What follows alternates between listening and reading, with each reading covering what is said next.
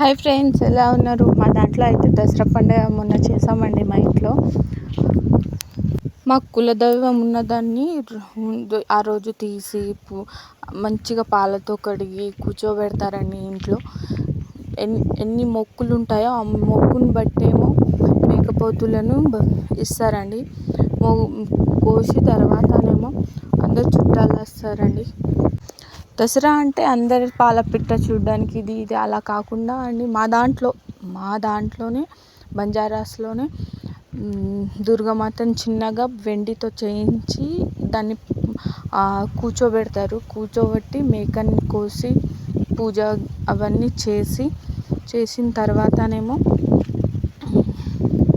మేకపోతులను బలి ఇస్తారండి. ఇచ్చి ఇలా ఇంట్లో ఆడవాళ్ళు దీపం ముట్టించి మగవాళ్ళని కూడా ముట్టించవచ్చు, మన ఇష్టం అండి. అది మొత్తం వీడియో తీద్దామనేసి అనుకున్నాను, కానీ నాకు చిన్న బాబు ఉండడం వల్ల తీయలేదు. వంటలన్నీ మా ఆయన వాళ్ళ మేనత్తలు చేస్తున్నారండి.